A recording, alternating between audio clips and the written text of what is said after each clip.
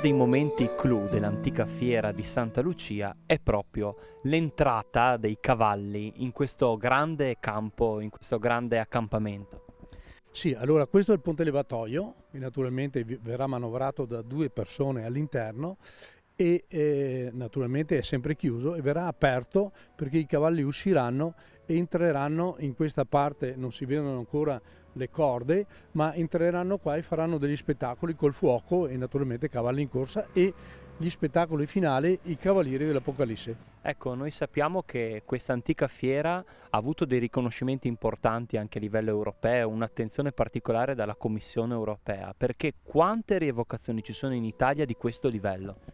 Allora, di questo livello non lo so, certo che lavoriamo molto, con molta attenzione ai particolari. Abbiamo avuto dei bellissimi e grandi soddisfazioni come riconoscimenti dal Presidente della Repubblica, dalla Commissione europea, dal Parlamento europeo, dal Consiglio dei Ministri, quindi ne abbiamo diversi.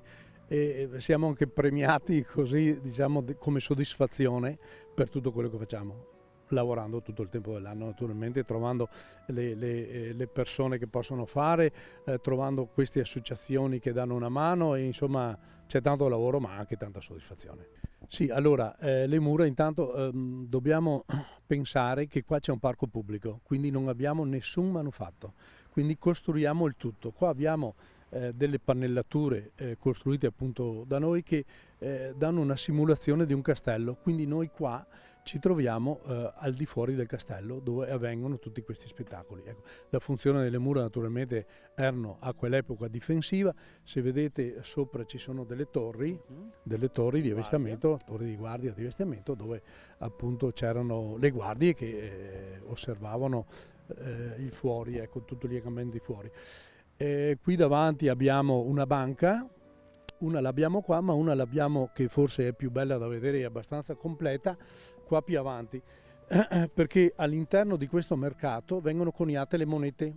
Abbiamo un battimoneta che conia una moneta che era presente in quel periodo, nel Medioevo, nel 1350 circa, e con quella moneta i visitatori possono poi utilizzarla per acquistare diversi prodotti che ci sono qua nel mercato. Naturalmente abbiamo bisogno delle banche, quindi queste banche, 2 banche nell'ingresso, fanno i cambi dagli euro alla moneta corrente nel Medioevo, quindi quando arrivano si immergono completamente nel Medioevo. Il baratto non c'era. C'era anche il baratto, ma non su questi visitatori, e comunque facciamo ogni tanto delle scene anche col baratto, con le uova, la gallina, eccetera, quindi sì, le facciamo anche quelle.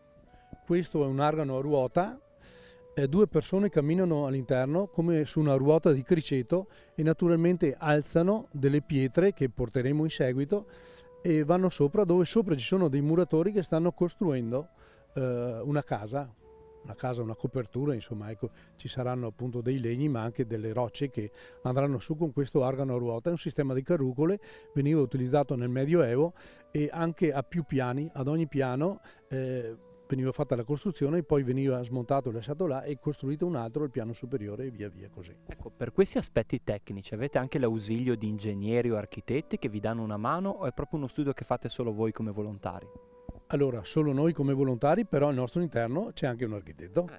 Abbiamo l'architetto di vero e l'architetto medievale che è sempre lui. Quindi sarà proprio in questa posizione, si metterà proprio qua con i suoi strumenti di misura, con le sue macchine da guerra costruite eccetera, e quindi farà vedere cosa facevano gli architetti di quel tempo e naturalmente darà un occhio a quelli che lavorano qua, perché qua ci sarà uno scalpellino, faranno le corde, faranno la malta, porteranno su le rocce, lì c'è il falegname, ci sarà il tornio, quindi tutto quel che riguarda la costruzione che stanno facendo. Ecco, noi concludiamo il nostro viaggio nel Medioevo cercando di sfatare un mito. Il fatto che il Medioevo sia l'epoca buia della storia, l'epoca oscura della storia, ma noi qui a Santa Lucia abbiamo dimostrato invece che era molto vivace, che era molto ricca e soprattutto che hai creato i presupposti per la rinascita dell'Italia nei secoli successivi. È proprio, le parole sono esatte. Allora noi siamo sulle spalle dei giganti e abbiamo fatto anche una mostra qualche anno fa sulle spalle dei giganti, quindi se non avessimo un passato non avremmo sicuramente un futuro, questo è chiaro e lampante. E il Medioevo era un'epoca colorata. Assolutamente, è piena di idee, di innovazioni, eccetera, che poi naturalmente nel corso degli anni vengono modificate, rese più attuali, eccetera, ma le idee sono nate da